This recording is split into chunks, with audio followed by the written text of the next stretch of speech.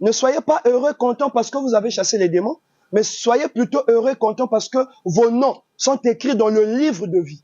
Et donc, il y a de ceux dont les noms ne sont pas écrits dans le livre de vie.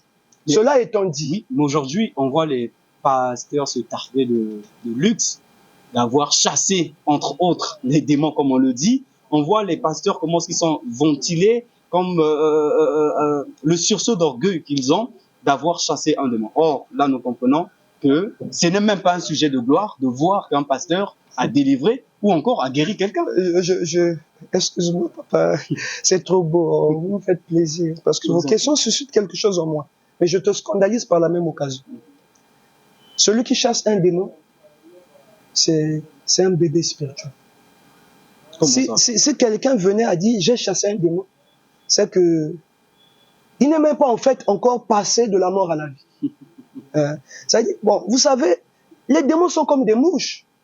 Les mouches ne vont que là où il y a le caca. Donc tu peux chasser les mouches, tant qu'il y aura le caca, les mouches reviendront.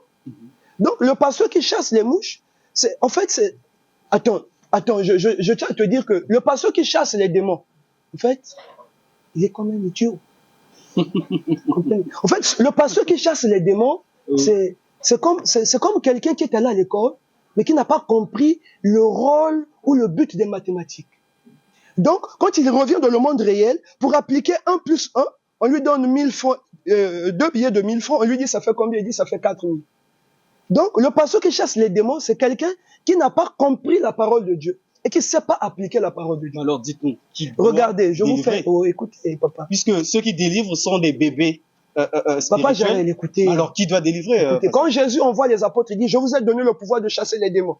Mais quand Jésus leur donne le pouvoir de chasser les démons, je peux vous poser une question. Allez-y. Est-ce que les apôtres... Non, vous allez répondre plus que ça, je pense que tout enfant de Dieu connaît. Est-ce qu'à ce moment-là, les apôtres avaient reçu le Saint-Esprit? Non. Quand la Bible dit, je vous donne le pouvoir de chasser les démons, est-ce qu'ils avaient déjà reçu le Saint-Esprit? Non. Quand ils sont revenus, Seigneur, nous avons chassé les démons. Il dit, ne soyez pas contents, heureux parce que vous avez chassé les démons, ou les démons vous obéissent. Soyez plutôt contents, heureux parce que vos noms sont écrits dans le livre de vie. Et par après, il dit, je m'en vais, je vous laisserai pas seul, je vous enverrai le consolateur. Une puissance survenant, non pas en vous, mais sur vous. Vous serez mes témoins. C'est pourquoi ils sont restés enfermés jusqu'avant l'arrivée de l'effusion du Saint-Esprit. Donc, celui qui chasse les démons n'est même pas celui qui a reçu le Saint-Esprit sur lui. Donc, chasser les démons, c'est même pas le début de la spiritualité. D'où je vous dis que celui qui chasse les démons, c'est comme un enfant qui est allé à l'école, qui n'a pas compris le rôle des mathématiques. Parce que chasser les démons, c'est chasser les mouches là où il y a le caca. Or, celui qui est allé à l'école, un esprit assermenté, un esprit qui a compris les rudimentaires de la spiritualité, lui ne chasse pas les démons. C'est pourquoi nous, on nous pose la question, mais vous, pourquoi vous ne chassez pas les démons? On lui dit, tu connais qu'est-ce qu'un démon? Tu sais le démon va où? Pourquoi? Quand?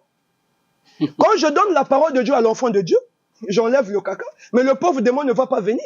Quand j'enlève, il y a les mouches, il y a les mouches. Je ne viens pas chasser les mouches.